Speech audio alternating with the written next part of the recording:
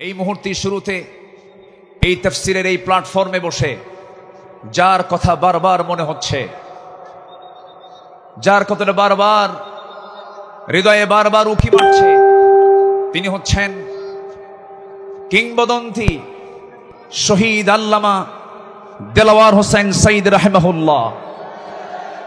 সম্মানিত ভাইয়েরা, 2009 সাল আমার জীবনের প্রথম হজ এবং 2009 সালে শহীদ আল্লামা দেলাওয়ার হোসেন সঈদ সাহেবের শেষ হজ।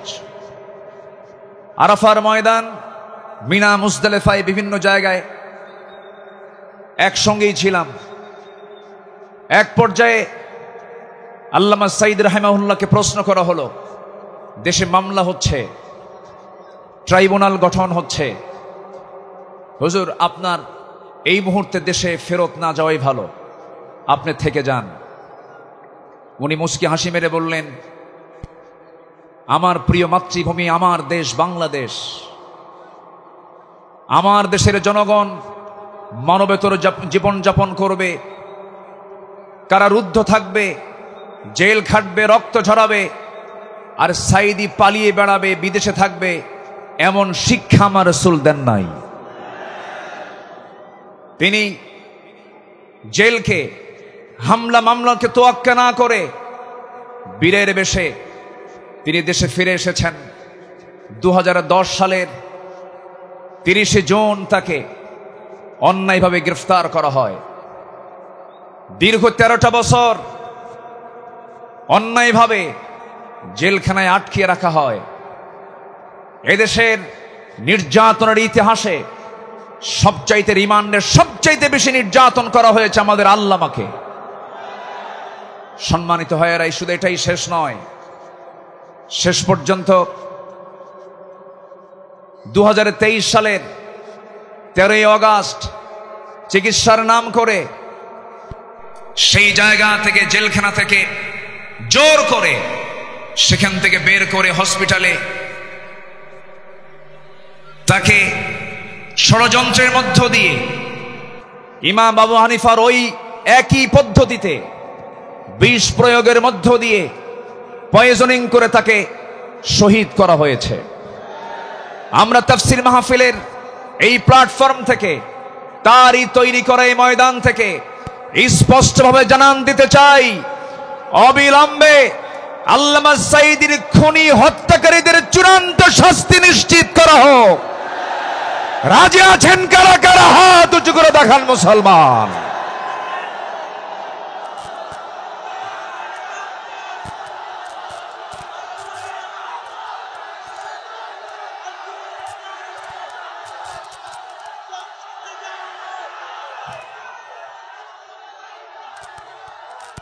আল্লাহ কবুল করুন, জোরে বলে আমিন। 3টা অপরাধের কোনো ক্ষমা নাই। কয়টা? 3 অপরাধের কোনো ক্ষমা নাই। নাম্বার 1, কতলুন নফস, যারা হত্যাকারী তাদের কোনো ক্ষমা হতে পারে না। নাম্বার 2,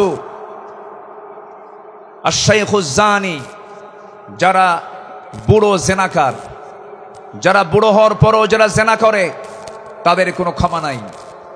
যারা দিন থেকে বের হয়ে যায় মুরতাদ, তাদের কোনো ক্ষমা নাই। সম্মানিত ভাইয়েরা, সম্মানিত বন্ধুগণ, সম্মানিত উপস্থিতি, আজকের এই উপস্থিতি প্রমাণ করে আগামীর দেশ কোরআনের দেশ, আগামীর দেশ ইসলামের দেশ। আল্লাহ কবুল করুন, জোরে বলে আমিন, আরো জোরে আমিন। আমার পরে আমাদের সবার কলিজার টুকরা মাজলুম, দেশে থাকতে পারেন নাই, অনেক জুলুম তার উপর করা হয়েছে। ডক্টর মিজানুর রহমান আজহারি হাফিজাহুল্লাহ আসবেন, কিন্তু এইরকম যদি আপনারা সাইড টক করেন, কথা বলেন, যদি আওয়াজ করেন, আলোচকের কানে যদি সাইড আওয়াজ যদি চলে আসে, আলোচনা কি ভালো হতে পারে? তাহলে এই বিষয়টি একটু খেয়াল করার চেষ্টা আমি অনুরোধ করব, একটু মেহেরবানি করে, কোনো আওয়াজ না করে, মেহেরবানি করে যে যেখানে আছেন মনোযোগ দিয়ে আমরা কথাগুলো শুনবো। জোরে বলি ইনশাআল্লাহ। আমি আলোচনার সূচনায় কোরআনে কারীমের গুরুত্বপূর্ণ একটি সূরা সূরাতুল আহজাব থেকে আমি 4টি আয়াতে কারীমা আমি তেলাওয়াত করেছি, যেখানে আমার নবীকে আল্লাহ তাআলা তার কিছু গুণগত দিক তুলে ধরেছেন। এই পৃথিবীতে যত নবী এসেছেন, সকল নবীর ভিতরে সবচাইতে বেশি সম্মানিত নবী হচ্ছেন মুহাম্মদুর রাসূলুল্লাহ। জোরে বলুন মুহাম্মদুর রাসূলুল্লাহ। আল্লাহ তাআলা তার রাসূলকে নাম ধরে ডাকতে পারতেন, কিন্তু নাম ধরে ডাকেন নাই। কি সম্মান দিয়েছেন! আমার নবীর সম্মানটা কত! আল্লাহ রাব্বুল আলামিন অন্য নবীদের নাম ধরে ডেকেছেন, ডাক দিয়েছেন। আল্লাহ রাব্বুল আলামিন বলছেন, ইয়া আদামু উসকুন আনতা ওয়া যাওজুকাল জান্নাহ। ডাক দিয়েছেন, ওয়া মা তিলকা বিয়ামিনিকা ইয়া মূসা। ডাক দিয়েছেন, ইয়া ইয়াহইয়া খুযিল কিতাবা বিকুওয়াহ। আল্লাহ তাআলা সব নবীকে হরফে নিদা প্রয়োগ করে ডাক দিয়েছেন, কিন্তু একটা বারের জন্য আমার রাসূলকে নাম ধরে ডাকলেন না, অথচ কোরআন তার উপরে নাজিল হয়েছে। আল্লাহ রাব্বুল আলামিন যেখানেই তার নামটা নিয়েছেন, সেখানেই তার গুণটা বর্ণনা করেছেন। এক জায়গায় বলছেন মুহাম্মাদুর রাসূলুল্লাহ ওয়াল্লাযীনা মাআহু আশিদ্দাউ আলাল কুফফারি রুহামাউ বাইনাহুম তারাহুম রুকআ সুজ্জাদান ইয়াবতাগুনা ফাদলাম মিনাল্লাহি ওয়া রিদওয়ানা সীমাহুম ফি ফুজুহিহিম মিন আসারিস সুজুদ। জোরে বলুন আল্লাহু আকবার। আরেক জায়গায় আল্লাহ রাব্বুল আলামিন তার নাম নিয়ে বলছেন, ওয়া মা মুহাম্মাদুন ইল্লা রাসূল ক্বাদ খালাত মিন ক্বাবলিহির রাসূল। কিন্তু আল্লাহ রাব্বুল আলামিন কোথাও নামকে সম্বোধন করে ডাক দেন নাই। আরেক জায়গায় ডাক দিচ্ছেন, ইয়া আইয়ুহাল মুযাম্মিলু কুমিল লাইলা ইল্লা কালিলা নিসফাহু আও ইনকুস মিনহু কালিলা। আরেক জায়গায় ডাক দিচ্ছেন, ইয়া আইয়ুহাল মুদ্দাসসির কুম ফাআনযির ওয়া রাব্বাকা ফাকাব্বির ওয়া সিয়াবাকা ফাতাহহির। জোরে বলুন আল্লাহু আকবার। ঠিক এই জায়গায় আল্লাহ রাব্বুল আলামিন সূরাতুল আহজাবের 45 নম্বর আয়াত আল্লাহ রাব্বুল আলামিন তাকে কি সুন্দর করে ডাক দিচ্ছেন, ইয়া আইয়ুহান নাবিয়্যু ইন্না আরসালনাকা শাহিদাও ওয়া মুবাশশিরাও ওয়া নাযীরাও ওয়া দাঈয়ান ইলাল্লাহি বিইذনিহি ওয়া সিরাজাম মুনীরা। জোরে বলুন আল্লাহু আকবার। হে আমার নবী, আমি আপনাকে পাঠিয়েছি সাক্ষী করে, শাহিদ করে, মুবাশশির করে, সুসংবাদদাতা করে, ওয়া নাযীরা ভীতি প্রদর্শনকারী করে পাঠিয়েছি, এবং আল্লাহর পথে দায়ী করে পাঠিয়েছি। আমার আল্লাহ তাআলা আমার রাসূলকে এত সম্মান দিয়েছেন। দুঃখজনক হলো সত্য, বিগত 16 বছর শুধু আলেমদের উপরে নির্যাতন হয়েছে তা নয়, আমার রাসূলকে নিয়ে বাজে কটূক্তি পর্যন্ত করা হয়েছে। ঠিক কিনা?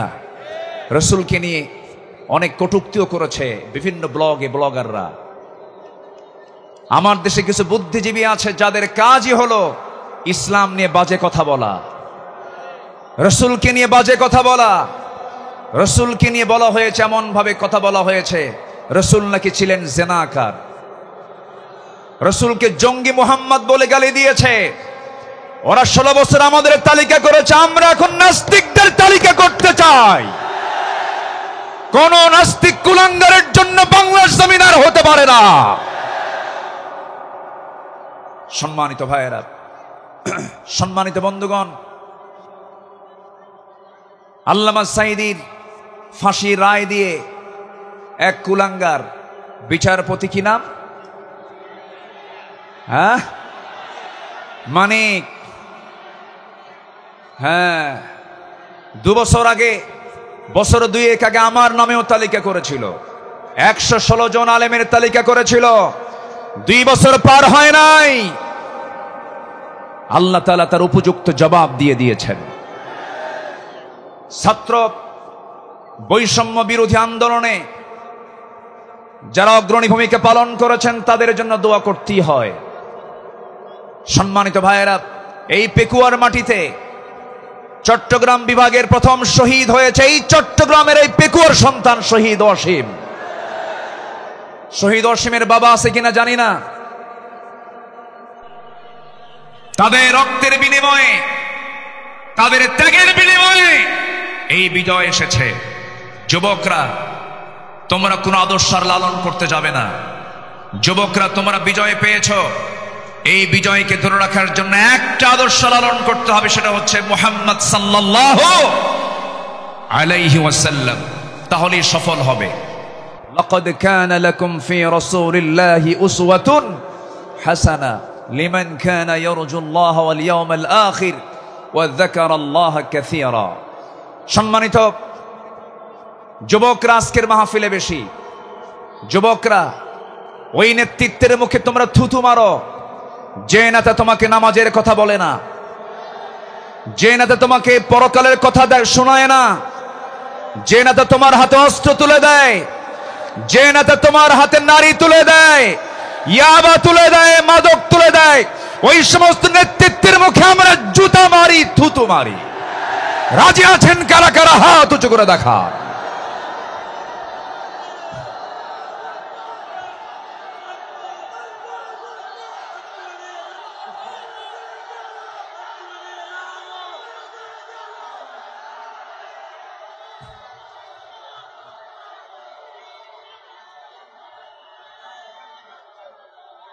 আল্লাহ কবুল করুন, জোরে বলি আল্লাহুম্মা আমিন। যুবকরা, তোমাদের হাতে আগামীর বাংলাদেশ, নতুন বাংলাদেশ গড়ার জন্য কোন আদর্শ আমরা মানি না, আমরা মানি উসওয়ায়ে হাসানা, নবীর আদর্শ, নবীর আদর্শ, নবীর আদর্শ। আল্লাহ কবুল করুন, জোরে বলে আমিন। প্রত্যেক মাহফিলে টাইম সিলেকশন থাকে না, আজকের মাহফিলে টাইম সিলেকশন আছে। আমাকে খুব অল্প সময়ের মধ্যে হয়তো আমাকে শেষ করতে হবে, এই জন্য আমাকে সামারাইজ করে, সংক্ষিপ্ত করে কিছু কথা বলতে হচ্ছে। সম্মানিত ভাইয়েরা, সম্মানিত বন্ধুগণ, এই মাহফিলের এই প্ল্যাটফর্মে 16 বছর যারা এই কাজ করেছেন তাদেরকে ভালোভাবে মাহফিল করতে দেওয়া হয়নি। আমি আব্দুল্লাহ আল আমিন, আমাকে কত জায়গা থেকে মাহফিলের এই প্ল্যাটফর্ম থেকে, এই চেয়ার থেকে কতবার ধরে নিয়ে যাওয়া হয়েছে এটার হিসাব আমার নাই। সাতক্ষীরায় গেলাম, খুলনায় গেলাম, পাবনাতে, পাবনার দারুল আমান ট্রাস্ট, আল্লামা সাঈদীর শেষ মাহফিল ছিল 2010 সাল। এরপরে 2011, 12, 13, 14 এই কয়েক বছর মাহফিল কোনো মতো করতে পারছি। এরপরেই 2015 সালে সেই মাহফিল করতে গিয়ে আমাকে লক্ষ্য করে গুলি পর্যন্ত করা হয়েছে। সম্মানিত ভাইয়েরা, এরকম করে তারা চেয়েছিল এই আওয়াজকে বন্ধ করতে, কিন্তু না,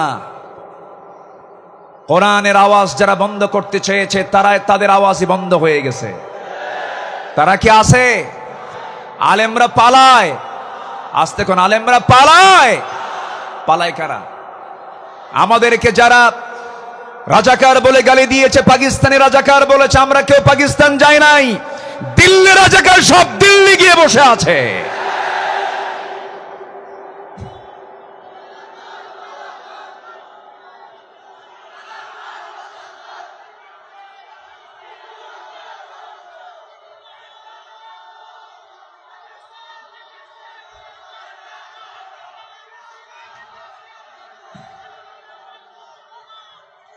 সম্মানিত হাজিরিন, সম্মানিত ভাইয়েরা, তাহলে আমাদের আদর্শ, আমাদের চেতনা, আমাদের মূল নেতা একজন, তিনি হচ্ছেন মুহাম্মদুর রাসূলুল্লাহ। মুহাম্মদুর রাসূলুল্লাহ, রাসূলকে আমরা মানবো এক জায়গায় না সব জায়গায়? আসতে বলবেন না, এক জায়গায় না সব জায়গায়? সব জায়গায়। রসুলকে নামাজে মানবেন, রসুলকে রোজায় মানবেন, রসুলকে দাড়িতে মানবেন, রসুলকে মিষ্টি খাওয়াতে মানবেন, রসুলকে আপনি উহুদে মানবেন না, রক্ত ঝরাতে মানবেন না, দাঁত ভাঙবেন না, রাষ্ট্র পরিচালনায় রসুলকে মানবেন না। আপনি উম্মত নন, আপনি ভণ্ড, আপনি প্রতারক। রসুলকে সব জায়গায় মানতে হবে, তিনি আমার মডেল। আল্লাহ তাআলা আমাকেই শুধুমাত্র সেই নেতৃত্ব মানতে দিয়েছেন, মানার জন্য অর্ডার দিয়েছেন, তিনি হচ্ছেন মুহাম্মদ সাল্লাল্লাহু। সম্মানিত ভাইয়েরা, রাসূলুল্লাহর আদর্শ কেমন ছিল? আমার নবীজির চারিত্রিক সনদ পৃথিবীর কোনো একাডেমি দেয়নি। আমার নবীজির চারিত্রিক সনদের সার্টিফিকেট দিয়েছেন স্বয়ং কে? আসতে বলবেন না, তিনি কে? আল্লাহ তাআলা। আল্লাহ রাব্বুল আলামিন তার শানে বলেছেন, ওয়া ইন্নাকা লাআলা খুলুকিন আযীম ফাসাতুবসিরু ওয়া ইউবসিরুন। আমার বন্ধুগণ, রসুলকে যখন মক্কার কাফের মুশরিকরা নানাভাবে কটূক্তি করা শুরু করে দিল, কেউ বলল লেস কাটা, কেউ বলল নির্বংশ, কেউ বলল নতুন ধর্মের প্রবর্তক, রসুল কিনে আজে বাজে কথা যখন বলা শুরু হয়ে গেল, আমার নবীর শানে আল্লাহ রাব্বুল আলামিন সূরা কালাম নাজিল করে সব সুস্পষ্ট জানায় দিলেন, হে রাসূল, আপনাকে যে যা বলে বলুক, কোনো হতাশ হবেন না, কোনো চিন্তা করবেন না, আপনি হলেন সুমহান চরিত্রের অধিকারী। জোরে বলি সুবহানাল্লাহ। রাসূলকে উপহার দিলেন সূরা কাউসার। যারা পারেন ঠোঁট মিলিয়ে বলুন, ইন্না আ'তাইনাকাল কাউসার ফাসাল্লি লিরাব্বিকা ওয়ানহার ইন্না শানিআকা হুয়াল আবতার। হে রাসূল, আমি আপনাকে হাউজে কাউসার দান করেছি, অতএব আপনি নামাজ পড়ুন, আপনি কোরবানি করুন। যারা বলবে লেস কাটা, তারাই হলো প্রকৃত লেস কাটা। আমাদেরকে কত গালি দিয়েছে। 2013 সালে আমার একটা মাহফিল রাজশাহীতে, আমাকে ওসি মহোদয় ফোন দিয়ে বলে, আপনি আসবেন না, আপনি রাজাকার। বললাম, আপনি আমাকে রাজাকার বলেন, আপনি কি আমাকে চিনেন? কি শুনেছি? বললাম, 1971 সালে তো আমার মায়েরই বিয়ে হয় নাই। 71 সালের ঘটনা, 1971 সালের ঘটনা। সাক্ষীর জন্ম হলো 76। সাক্ষীর জন্ম কি? 76। তাহলে এই সাক্ষী 71-এর ঘটনা দেখলো কেমনে? রুহের জগৎ থেকে দেখছে। এইরকম করে মিথ্যাচার করে তারা চালিয়েছিল 16 বছর। ফেরাউন পৃথিবীতে বেঁচে ছিল হলো 1600 বছর, এরা ছিল 16 বছর। সংখ্যার যে মিল হলো কেমনে বুঝলাম না। একটা সংখ্যার মিল আছে না নাই? চরিত্রেরও মিল আছে। ফেরাউনের একটাই সমস্যা ছিল, সেটা হলো আমাকে ক্ষমতায় থাকতেই হবে, প্রয়োজনে আমার মানুষ দরকার নেই, মেরে শেষ করে দেব। ইযাববিহুনা আবনাআকুম ওয়া ইস্তাহয়ুনা নিসাআকুম। ফেরাউন কি করেছিল? জীবিত মায়ের পেট চিরে ছেলে সন্তানগুলোকে হত্যা করেছিল। এই পৃথিবীতে হত্যা রাজনীতি, ক্ষমতাকে পাকাপোক্ত করার জন্য হত্যা রাজনীতি প্রথম শুরু করেছিল ফেরাউন। আর যারা পৃথিবীতে হত্যা রাজনীতি করে, তারা সবগুলো ফেরাউনদের প্রেতাত্মা। ফেরাউনকে আমরা বিদায় জানিয়ে দিয়েছি। সেদিন এক মাহফিলে বললাম এই কথা, একজন সামনে থেকে দাঁড়ায়, হুজুর, ওটা ছিল পুরুষ ফেরাউন, আর আমাদের দেশেরটা ছিল হলো লেডিস ফেরাউন। সম্মানিত ভাইয়েরা, আমার নবীজির যে আদর্শের দিকগুলো আমি আলোচনা করতে চাচ্ছি, নাম্বার 2 হচ্ছে, আমার নবী হচ্ছেন 1 নাম্বার বিশ্ব শ্রেষ্ঠ চরিত্রে তিনি অধিকারী। নাম্বার 2 হলো আমার নবীজির সালাত ছিল সবার চাইতে কম না বেশি? তিনি সেজদা দিয়েছেন কম না বেশি? সবচেয়ে বেশি সেজদা দিয়েছেন মুহাম্মদুর রাসূলুল্লাহ। মুহাম্মদুর রাসূলুল্লাহ তিনি বলেছেন, ওয়া জুইলা কুররাতু আইনি ফিস সালাহ। রাসূলের কাছে নামাজ ছিল হলো চক্ষু শীতলকারী। নাসাই শরীফের হাদিস। সম্মানিত ভাইয়েরা, আমার নবীজির নামাজ ছিল অনেক লম্বা। তিনি যখন নামাজে দাঁড়িয়ে পড়তেন, লম্বা সময় নিয়ে নামাজ পড়তেন। সেজদায় যখন যেতেন তার চোখের পানি এত পড়তো জায়নামাজ ভিজে যেত। এবং তিনি যখন কাঁদতেন হাদিসে এসেছে তার কান্নাটার আওয়াজ এমন হতো চুলার উপরে পানি গরম দিলে যেমন টকবকের একটা আওয়াজ হয়, আমার নবীজি যখন কাঁদতেন তখন টকবক করা পানির মতো আওয়াজ হতো আমার নবীজির মুখ থেকে। তিনি এত কাঁদতেন, অথচ তার জীবনের কোনো গুনাহ ছিল না। তিনি কাঁদতেন অঝরে ঝাড়ায়, সেজদায় পড়ে পড়ে ঘন্টার পরে ঘন্টা। কোন এক রাতের আধারে আমার নবীজি সেজদায় পড়ে কাঁদতেছেন, পাশে বসে আছেন আম্মা জান আয়েশা সিদ্দিকা রাদিয়াল্লাহু তাআলা আনহা।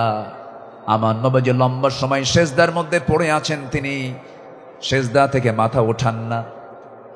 নবীজির কোনো আওয়াজ নাই, নবীজির কোনো শব্দ নাই। ঘন্টা পার হয়ে যায়, আম্মা জান আয়েশা মনে করছেন রাসূল বুঝে ইন্তেকাল করলেন কিনা।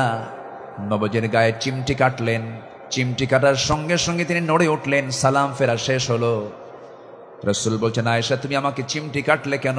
হুজুর আপনি নড়াচড়া করেন না, আমি আপনাকে চিমটি কেটে বুঝলাম আপনি জীবিত আছেন কিনা। রাসূল বলছেন আয়েশা রে, কাল হাসরের ময়দানে আল্লাহ যদি আমাকেও পাকড়াও করেন, পার পাওয়ার আমারও কোনো উপায় থাকবে না, কিন্তু ইল্লা ইয়াতাযাম্মাদানি আল্লাহ, কিন্তু আল্লাহ পাক আমাকে রহমতের চাদর দিয়ে আমাকে আবৃত রাখবেন। জোরে বলি সুবহানাল্লাহ। নবীজি ছিলেন নাম্বার 3 সর্বশ্রেষ্ঠ সম পালনকারী। তিনি সারা জীবন প্রতি সোমবার এবং বৃহস্পতিবার তিনি সম পালন করতেন। আমার নবীজি তু'রাদুল আমালু ইয়াউমাল ইসনাইন ওয়াল খামিস ফাউহিব্বু আন ইউ'রাদা আমালি ওয়া আনা সাইম। আমার নবীজি সোমবার এবং বৃহস্পতিবার তার রোজা কখনো বাদ হতো না। শাবান মাসে সবচেয়ে বেশি তিনি রোজা পালন করেছেন। যুবকরা, যৌবনকে কন্ট্রোল করতে হবে। তোমার যৌবন নষ্ট করা যাবে না। তোমার চরিত্র সাইয়েদনা ইউসুফের মতো হতে হবে। আগামীর নেতৃত্ব দিতে গেলে বিবাহ পূর্ব কোনো অবৈধ রিলেশন করা যাবে না, নোংরামি করা যাবে না। কিছু যুবক আছে দেখতে পাবে গার্লস স্কুলের সামনে যায়া কিছু যুবক আছে ইতিমের মতো বসে থাকে। আছে না? কিছু আছে না? নাই? ইতিমের মতো বসে থাকে, বাপও নাই মাও নাই। না, তোমার এগুলো করা যাবে না। তোমার সামনে বহু কাজ পড়ে আছে। আলিয়া তোমাকে ডাকবে, লাইলি তোমাকে ডাকবে। সাইয়েদনা ইউসুফের চরিত্র নিয়ে রাজুলুন ইযা দাআতহু ইমরাতান যাত হাসাবিন ওয়া জামালিন ইন্নী আখাফুল্লাহ, যখন তোমাকে কোনো সুন্দরী নারী যখন প্রেমের প্রস্তাব দিবে, কুপ্রস্তাব দিবে, তুমি বলে ফেলবে আমি কাকে ভয় করি? আল্লাহকে ভয় করি। এই চরিত্র নিয়ে তোমাকে এগুতে হবে। তোমার যৌবনকে কন্ট্রোল করার জন্য যদি কষ্ট হয় তোমার খুব বেশি, প্রয়োজনে রোজা রেখে দেবে। বলেছেন মুহাম্মদ সাল্লাল্লাহু আলাইহি ওয়াসাল্লাম, চরিত্রকে ধ্বংস করা যাবে না। ইউরোপ আমেরিকার সবচাইতে বড় ষড়যন্ত্র হলো, ইউরোপ আমেরিকার সবচাইতে বড় ষড়যন্ত্র হলো মুসলিম সমাজকে উলঙ্গ করে ঘর থেকে বের করে দেওয়া। অ্যাটম বম যতটুকু না ক্ষতিকর, তার চাইতে বড় ক্ষতিকর হলো আমেরিকার হলিউড, ভারতের বলিউড। যুবকরা, ওই সমস্ত নোংরামি তোমার জীবনে আনা যাবে না। তোমার মাথার চুল থেকে শুরু করে নিয়ে পা পর্যন্ত প্রত্যেকটা জায়গায় থাকতে হবে নবীর আদর্শ। কিসের আদর্শ? নবীর আদর্শ। মাথার চুল ইদানিং দেখা যায় মাথার চুলগুলো কাটে কেমন করে জানি, দুই দিকে চুল নাই, পিছনেও চুল নাই, একেবারে চামড়া বের করা, মাথার উপরে গোল কইরা একদম নারিকেল জিঞ্জিরা। আছে না নাই? আছে না নাই? একদম গোল করে রেখে দেয়। যখন বলা হয় এই ছেলে তুমি যে মাথার চুলটা এরকম করে রাখছো, এই মডেলটা পাইছো কোথায়? হুজুর বুঝবেন না। মেসি তুমি কে? নেইমার তুমি কে? কুত্তা। কারণ নেইমার মেসিরা তো কুত্তা নিয়ে শুয়ে থাকে, ঠিক কি না? ওরা কুকুর নিয়ে শুয়ে থাকে। তারা তোমার আদর্শ নয়। শার্টের সাইজ নাই, প্যান্টের সাইজ নাই, নতুন প্যান্ট কিনে আনে হাঁটু ফাটা। কি আমি কি ভুল বলতেছি? নতুন প্যান্ট কিনে আনে কি ফাটা? হাঁটু ফাটা। হাঁটুতে কাপড় নাই। ওই পোশাক পরে কি নামাজ হবে? আসতে বলো। ওই পোশাক পরে কি নামাজ হবে? হবে না। নামাজ হতে হলে আগে সতরটা ঢাকতে হবে। অনেকদিন আগে এক মসজিদে ঢুকলাম আমি, নামাজ শুরু করব, ঢুকেই তো 2 রাকাত নামাজ। আমাদের দেশে বিভিন্ন মসজিদে লেখা থেকে লাল বাতি জ্বলাকালীন অবস্থায় নামাজ নিষেধ, এটা মানবেন না। আমার নবীজির সুন্নাহ যদি মানেন তাহলে মসজিদে ঢুকেই কয় রাকাত নামাজ পড়েছেন মুহাম্মদ সাল্লাল্লাহু আলাইহি ওয়াসাল্লাম। তো আমি ভিতরে ঢুকে নামাজ শুরু করবো, দেখি সামনে এক যুবক নামাজে দাঁড়াইছে, এরকম একটা প্যান্ট আর শার্ট নিয়া। তো ভাবলাম দেখি ওর নামাজটা আগে দেখি। রুকুতে যখন গেছে, রুকুর ঠেলায় দেখি শার্ট উপরে, প্যান্টটা নিচের দিকে, মাঝখানে ফাঁকা। তো ভাবলাম এই তো রুকুর হাল, সেজদায় যে কি হবে আল্লাহ জানে। সেজদাই যখন গেছে তখন দেখি প্যান্ট খুইলা আন্ডার প্যান্ট বের হইছে। এই হলো পোশাকের হাল। এই জাতীয় কোনো পোশাক যুবকরা পরবে না। তোমার সূরত এবং সিরাত হতে হবে নবীর আদর্শে উজ্জীবিত, নবীর আদর্শের মতো হতে হবে, নবীর আদর্শকে লালন করতে হবে। সম্মানিত ভাইয়েরা, নাম্বার 4, আমার নবী ছিলেন অশেষ দানশীলতার শ্রেষ্ঠ একটা উদাহরণ। যে কোনো মুহূর্তে মালাকুল মউত চলে আসবে। দেখো তো আমার ঘরের মধ্যে কোনো কিছু আছে নাকি। গোটা ঘর তালাশ করে কয়েকটা স্বর্ণের টুকরা বের হলো। আমার নবী হাতের তালুতে নিয়ে বললেন, আয়েশা, এতটুকুন সম্পদ আমি রাখতে চাই না, এতটুকুন সম্পদ আমি একামতে দিনের কাজে আমি দান করে দুনিয়া থেকে বিদায় হতে চাই। আমার নবীজি 2 হাতে দান করেছেন। নাম্বার 5 হলো পৃথিবীর সবচাইতে শ্রেষ্ঠ সৎ প্রেমময় এবং সৎ ন্যায়পরায়ণ স্বামী ছিলেন। আম্মা জান আয়েশা বলেন, রাসূল আমাকে এত পরিমাণ ভালোবেসেছেন, রাসূল বলেছেন শরীর খাবার যেমন শ্রেষ্ঠ, আমার স্ত্রী হলো সবার মধ্যে শ্রেষ্ঠ। আমি আয়েশাকে দারুণ ভালোবাসি। আমার নবীজি একজন আদর্শ স্বামী ছিলেন, শ্রেষ্ঠ স্বামী ছিলেন। আমার নবীজির চারিত্রিক গুণ নিয়ে যদি আমরা আলোচনা করতে যাই, গোটা রাতেও শেষ হবে না, কেউ কোনোদিন শেষও করতে পারবে না। কারণ তার চারিত্রিক সনদ আল্লাহ পাক নিজে দিয়েছেন। আর তার চরিত্র হলো কানা খুলুকুহুল কোরআন, তার চরিত্রই হলো কোরআনে কারীম। জোরে বলি সুবহানাল্লাহ। আমার নবী নাম্বার 6, তিনি ছিলেন একজন অলংকারিত শ্রেষ্ঠ বাবা। এমন বাবা পৃথিবীতে আর খুঁজে পাওয়া যাবে না। রাসূল 4 মেয়ের বাপ ছিলেন। কয় মেয়ের বাপ ছিলেন বলেন? আস্তে কয় মেয়ের বাপ ছিলেন? আল্লাহ পাক আমাকেও আপনাদের দোয়ায় 4টা মেয়ের বাবা আমাকে বানিয়েছেন। এত আস্তে আলহামদুলিল্লাহ বললেন, বিয়ে কি আপনি দিবেন নাকি? এটা জোরে বলেন না আলহামদুলিল্লাহ। 4টা মেয়ের বাবা ছিলেন মুহাম্মদ সাল্লাল্লাহু আলাইহি ওয়াসাল্লাম। নবীজি মেয়েদেরকে বিয়ে দিয়েছেন। সাইয়েদনা ওসমানকে মেয়ে দিয়েছেন, আবার সাইয়েদনা আলীকেও মেয়ে দিয়েছেন। একজনকে দিয়েছেন ধনী ছেলের সাথে, আরেকজনকে দিয়েছেন গরিব ছেলের সাথে। রাসূল কি ব্যালেন্স করেছেন। সবচেয়ে প্রিয়, সবচেয়ে আদরের দুলালি ফাতিমাকে গরিব ছেলের সঙ্গে বিয়ে দিয়েছেন। বিয়ে যেদিন দিলেন, রাসূল বললেন, ও ফাতিমা, আমি তোমাকে এমন স্বামী তোমার হাতে তুলে দিলাম, এমন স্বামী আমি তোমাকে দিলাম, যার সম্পদ নাই, টাকা নাই, পয়সা নাই, ঘর নাই, বাড়ি নাই, কিচ্ছু নাই, কিন্তু মাথা থেকে পা পর্যন্ত তাকওয়া দিয়ে ভরা। জোরে বলে সুবহানাল্লাহ। এমন স্বামী তোমাকে দিলাম। চলে যাও বাবার ঘর থেকে স্বামীর ঘরে গিয়ে করে খাও। মৃত্যুর দিন পর্যন্ত যেন স্বামীর বিরুদ্ধে একটা নালিশ আমার কানে না আসে। এই কথা বলে বিদায় দিয়ে দিলেন। আমার নবীজি 3 দিন পার হয় নাই, ফাতিমাকে না দেখলে তিনি অস্থির হয়ে যেতেন। আমার ফাতিমা কোথায় গেল, আমার ফাতিমা কোথায় গেল। আমার নবীর ঘরে একদিন ফাতিমা আসলেন। বসে বসে তিনি সালাত আদায় করছেন। রাসূল বলছেন, ফাতিমা, বসে বসে নামাজ পড়া তো তোমার ঠিক নয়, তুমি তো যুবতী মানুষ। এবার তিনি বলছেন, আব্বা জান, আমিও জান আমি বসে বসে নামাজ পড়ি না, কিন্তু দাঁড়িয়ে দাঁড়িয়ে নামাজ পড়ার হেতু হলো, আমি যে দাঁড়িয়ে দাঁড়িয়ে নামাজ পড়ব, আমার গায়ে যে জামাটা দেখতে পাচ্ছেন বাবা, এর পিছনের একটা অংশ তালিযুক্ত অংশ আছে। আমি যদি দাঁড়িয়ে থেকে নামাজ আদায় করতে যাই, আপনার চোখে এই তালি অংশটুকু পড়তে পারে। আপনি হয়তো আমার স্বামীর ব্যাপারে নেগেটিভ সেন্স আনতে পারেন, আহারে আমার মেয়ে কালী কাপড়ে কষ্ট দেয়, আমার স্বামীর এতটুকুন দুর্নাম প্রকাশ পেয়ে যাক, আমি এটা চাই নাই বলে আমি বসে বসে নামাজ আদায় করছি। জোরে বলি সুবহানাল্লাহ। এবং মেয়েকে বিয়ে দিয়ে বললেন, ও আমার মেয়ে ফাতিমা, স্বামীর ঘরে চলে যাও, মৃত্যুর দিন পর্যন্ত যেন স্বামীর বিরুদ্ধে একটা নালিশ যেন আমার কানে না আসে। সংসার করে খাও, বিয়ের পরে বাবার ঘরের চাইতে শ্রেষ্ঠ ঘর হলো স্বামীর ঘর, স্বামীর ঘরে করে খাও।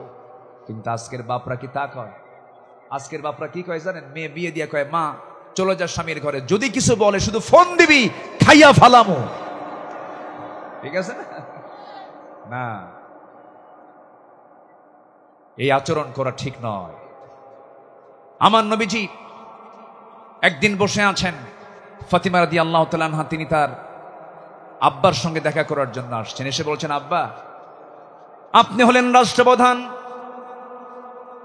আপনি যা বলবেন তাই হয়ে যাবে। আমি অভিযোগ নিয়ে আসি না, স্বামীর সঙ্গে পরামর্শ করে এসেছি। আমরা যে ঘরে থাকি ভাড়ার ঘর, মেঝেটা কাঁচা, গায়ে পায়ে কাপড়ে ময়লা লেগে যায়। আপনার দুইটা নাতি হাসান হোসাইন, এদেরকে নিয়ে আমি সামলাতে পারি না।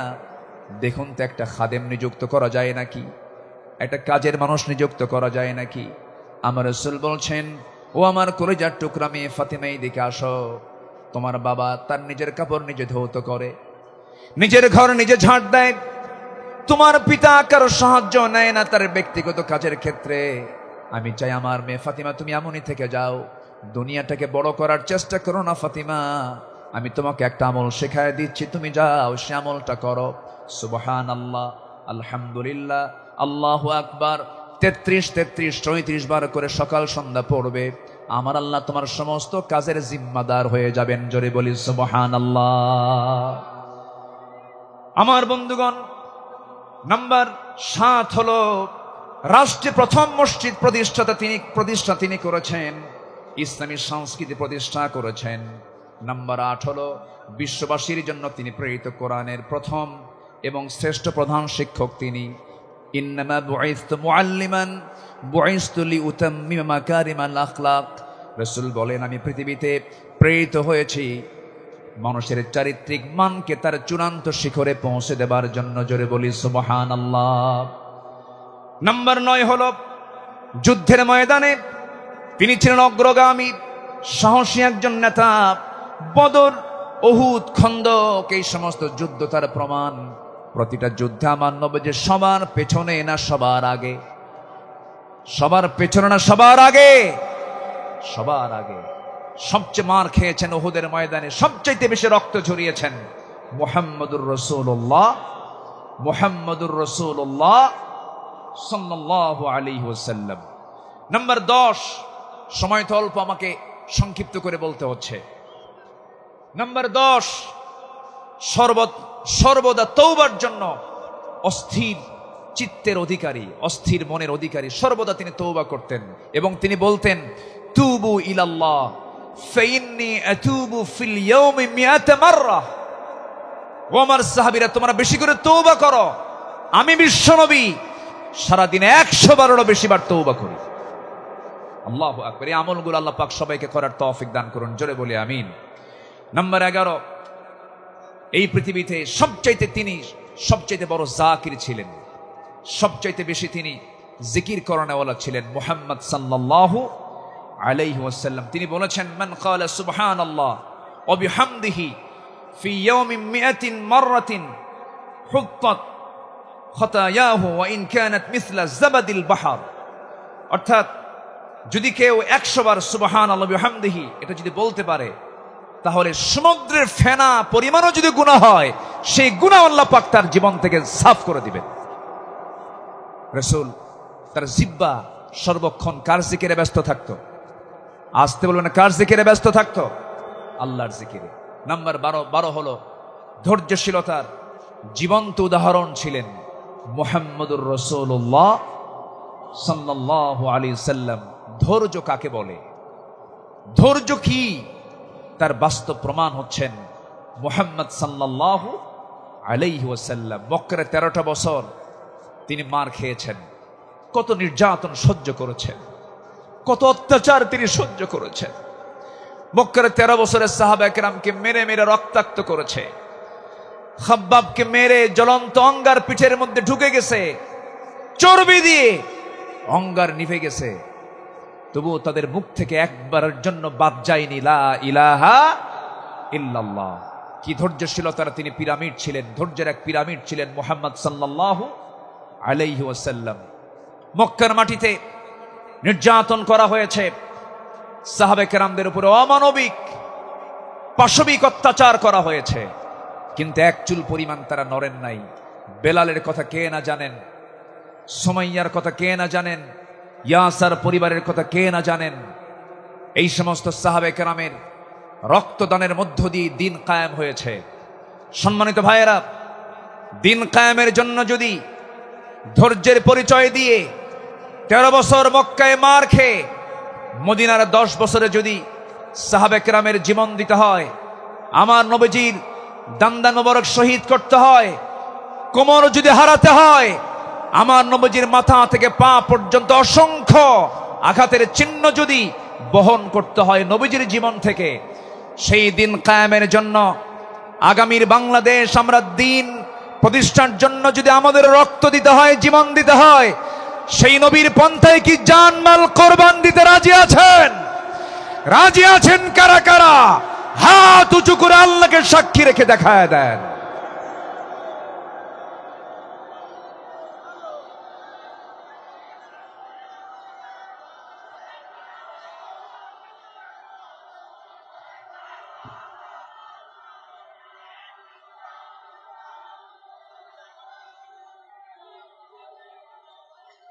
আল্লাহ কবুল করুন, জোরে বলে আমিন, আরো জোরে আমিন। বাইরে জীবন দেওয়া তো সস্তা না, যত রক্ত লাগে দেব, প্রয়োজনে লোক পাঠাবো, আমি যাব না। এই চরিত্রের মুনাফিক আমার দেশে আছে না নাই? আবু সাইদরা জীবন দেয়, আমার দেশের কিছু মুফতিরা ফতুয়া দেয়, ও তো শহীদ হয় নাই। আবু সাইদরা জীবন দেয়, শহীদ অসীমরা জীবন দেয়, আমার দেশের কিছু ফতুয়া সন্ত্রাস, এগুলো ফতুয়া সন্ত্রাস। এরা ফতুয়া দেও নাকি শহীদ হয় নাই, তুমি কোন কসু করছো? আমার দেশে 16 বছর অনেক ওলামা, অনেক আলেম আমার দেশে অবস্থান করছেন, এখনো আছেন। বিগত 16 বছর তাদের উপর একটা মামলা তো দূরের কথা, একটা আচরও গায়ে লাগে নাই। দেশ যখন পট পরিবর্তন হয়েছে, চোরের মায়ের বড় গলা। মুনাফিক চেনা যায় নামাজে নয়, মুনাফিক চেনা যায় রোজায় নয়, মুনাফিক চেনা যায় সূরাতে নয়, মুনাফিক চেনা যায় হলো ময়দানে, মাঠে, জিহাদের প্রান্তরে। সম্মানিত ভাইয়েরা, আমার সময় ফুরিয়ে যাচ্ছে, আমি যে কোনো মুহূর্তে শেষ করে দেব।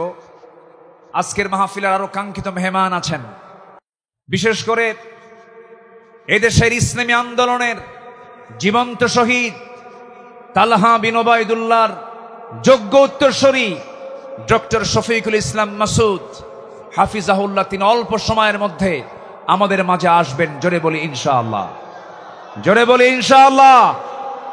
তার বয়ান ছিল মাগরিবের পরে, উনি আসতে একটু পথে জ্যামের কারণে দেরি হচ্ছে বিধায় আমি আগেই উঠেছি।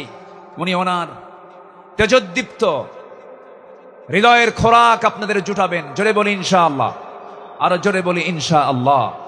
সম্মানিত হাজিরিন, নাম্বার 12 যে গুণটার কথা বলছিলাম, আমার নবী ছিলেন ধৈর্যশীলতার এক মূর্ত প্রতীক। তায়েফের ময়দানে গিয়ে রসুল দাওয়াত দিতে গিয়ে ফুল পেয়েছেন না পাথর পেয়েছেন? আসতে কয়, ফুল পেয়েছেন না পাথর পেয়েছেন? পাথর পেয়েছেন। আমার নবীজি মক্কার মাটিতে দাওয়াত দিতে গিয়ে নবীর বিরুদ্ধে মামলা হয়েছে, হামলা হয়েছে, নির্যাতন হয়েছে, আঘাত করা হয়েছে, রক্তাক্ত করা হয়েছে। রসুল 13 বছর মার খেয়েছেন, কিন্তু মদিনায় আসার পরে তিনি শুধু মার খান নাই, মার দিয়েছেন। এখান থেকে প্রমাণ হয় মায়ের খাওয়া যেমন সুন্নাত, মায়ের দেওয়া তেমন সুন্নাত। প্রয়োজনে বাতিল শক্তিকে আঘাত করার জন্য মায়ের দিতে হবে। রাজি আছেন কারা কারা? হাত উঁচু করে দেখান।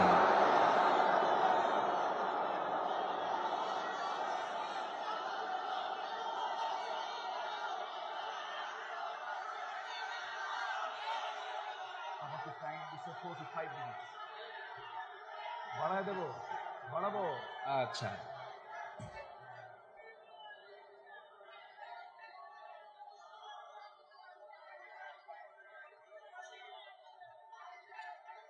যে আমি তো দাঁড়াতে বলিনি, আমি তো দাঁড়াতে বলিনি ভাই, আপনি দাঁড়িয়ে আছেন, আরেক ভাইয়ের কষ্ট হচ্ছে। একজন দাঁড়িয়ে আছেন, আরেক ভাইয়ের কষ্ট হচ্ছে, আপনি কি কষ্ট দিতে চান? এই মুহূর্তে বসে পড়ুন, বসুন বসুন। আমি জানি আপনি দাঁড়াইছেন কেন, কোমর লেগে গেছিল। আর কতক্ষণ থাকা যায়? প্রচন্ড ধৈর্যশীলতার পরিচয় দিচ্ছেন আপনারা। এদিকে আমার আলোচনা চলতেছে, 12 নম্বর হলো ধৈর্যশীলতা। ধৈর্য ধারণ করার শক্তি দাও গো মেহেরবান আমায়, দাও গো মেহেরবান। ধৈর্য ধারণ করার শক্তি দাও গো মেহেরবান আমায়, দাও গো মেহেরবান। বুকের ভেতর ব্যথার নদী বইছে অবিরাম, বইছে বইছে অবিরাম। ধৈর্য ধারণ করার শক্তি দাও গো মেহেরবান আমায়, দাও গো মেহেরবান। জোরে বলি আমিন, আরো জোরে আমিন। নম্বর 13 হলো সৎ নেতৃত্ব এবং ন্যায় বিচারে উজ্জ্বল দৃষ্টান্ত রেখেছেন মুহাম্মদুর রাসূলুল্লাহ সাল্লাল্লাহু আলাইহি সাল্লাম। সবার কম বেশি জানা আছে, আমার নবীজির কাছে এক সম্ভ্রান্ত মহিলা চুরির প্রমাণ মিলেছে। নবীর কাছে রিপোর্ট এসেছে, রাসূল বললেন তোমরা এই মহিলাকে নিয়ে যাও, কোনো কথা নেই। ইসলামের যে সিদ্ধান্ত হাত কেটে ফেলা, ফাকতাউ আইদিয়াহুমা, আস-সারিকু ওয়াস-সারিকাতু ফাকতাউ আইদিয়াহুমা, কোনো কথা নেই, চুন্নি হলেও হাত কেটে দিতে হবে। সেই সম্ভ্রান্ত পরিবারের সদস্যবৃন্দ সাইয়েদনা ওমর ফারুকের কাছে গেলেন, গিয়ে বলতেছে, সাইয়েদনা ওমর আপনি যদি একটু সুপারিশ করতেন, হয়তো আমাদের রাসূল একটু এখানে ক্ষমার দৃষ্টিতে দেখতেন, লঘু শাস্তি দিতেন। সাইয়েদনা ওমর ফারুক যখন তার কাছে গিয়ে বললেন, ইয়া রাসূলুল্লাহ, সম্ভ্রান্ত পরিবারের মেয়ে, দেখুন তো একটু এই জায়গায় শাস্তিটাকে কমিয়ে লঘু করা যায় কিনা। আমার নবীজির চেহারা রক্তিম আকার ধারণ করল, নবীজির চেহারা লাল বর্ণ আকার ধারণ করল। নবীজি এবার বলছেন, ওমর তোমার দারাজ কণ্ঠ কোথায় গেল? তোমার আওয়াজ তো খুব স্লো হয়ে গেছে, তুমি এমন দারাজ কণ্ঠ তোমার হারিয়ে গেল কেন? ওমর তুমি আমাকে যে প্রস্তাব দিতে এসেছ, আমি তোমাকে স্পষ্ট ভাষায় জানান দিতে চাই। এই জায়গায় যদি আল্লাহি লাউ আন্না ফাতিমাতু বিনতে মুহাম্মদ সারাকাত লাকাতাতু ইয়াদাহা, যদি এই মুহূর্তে আল্লাহর কসম করে বলি, আমার কলিজার টুকরা ফাতিমা বিনতে মুহাম্মদ যদি চুরি করে ধরা পড়ে যেত, আমি রাসূল সময়কে সাক্ষী রেখে নিজ হাতে আমি আমার ফাতিমার হাত কেটে দিতাম। জোরে বলি আল্লাহু আকবার, আরো জোরে আল্লাহু আকবার। সেই বিচার, সেই শাসনকে আমরা দেখতে চাই। সেই বিশ্বনবীর তৈরি করা, তিনি যে পার্লামেন্ট তৈরি করেছিলেন, যে আদালত কায়েম করেছিলেন, কোরআনের আদালত, সেই কোরআনের আদালতকে আমরা দেখতে চাই। তাহলে আমরা সৎ এবং যোগ্য নেতৃত্ব কায়েম করব, সেই কাজে আমরা নিজেকে প্রস্তুত করব। জোরে বলি ইনশাআল্লাহ, আরো জোরে বলি ইনশাআল্লাহ। জিকির করি লা ইলাহা,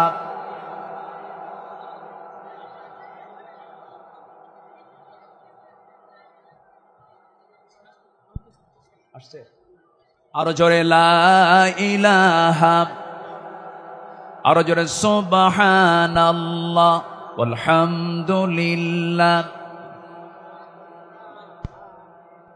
লা ইলাহা ইল্লাল্লাহু মুহাম্মাদুর রাসূলুল্লাহ সাল্লাল্লাহু। সবার কাছে দোয়া চাই, সবাইকে আমার জন্য দোয়া করবেন।